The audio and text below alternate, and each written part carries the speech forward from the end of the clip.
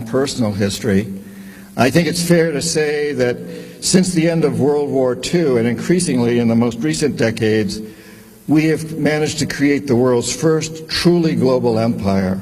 And it's the first empire that's been created primarily without the military. It's been created by economic hitmen, by people like what I once was.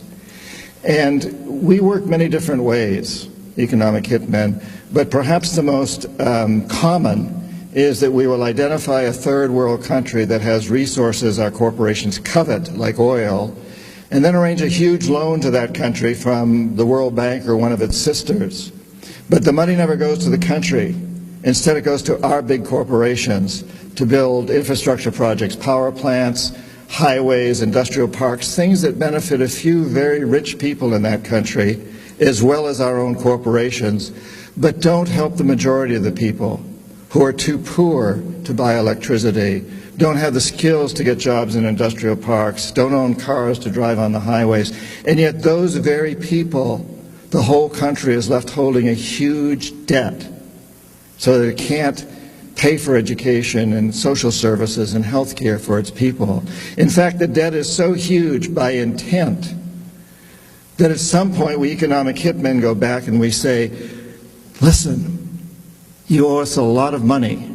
You can't repay your debt, so sell your oil real cheap to our oil companies without regard to the environment. Vote with us on the next critical United Nations vote. Send troops in support of ours to some place in the world like Iraq. And in that way, we've created this empire. On the few times when we economic hitmen fail, as I talk about in the books, as I failed in Ecuador with Jaime Roldos and in Panama with Omar Torrijos, then the jackals go in.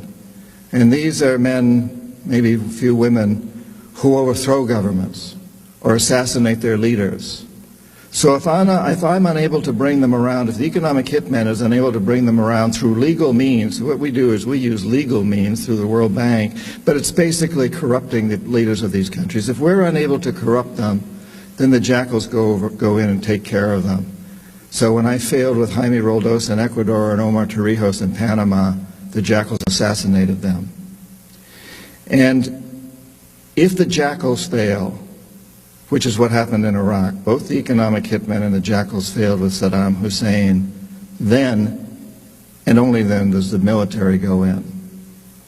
So this is the first empire in the history of the world that's been created primarily without the military. The military only as a last resort. And I think there's something extremely dangerous about this. It's not just that it's pathetic, it's not just that it goes against all of our most sacred documents. It's extremely dangerous because we claim to be a democracy. And a democracy is built on the assumption that the electorate is informed. And if the electorate doesn't realize what we're doing internationally, if the electorate doesn't understand the main basis of our foreign policy, which is what I've just described, then the electorate is not informed and therefore cannot vote intelligently. And therefore you even have to question whether we're truly a democracy. Forget about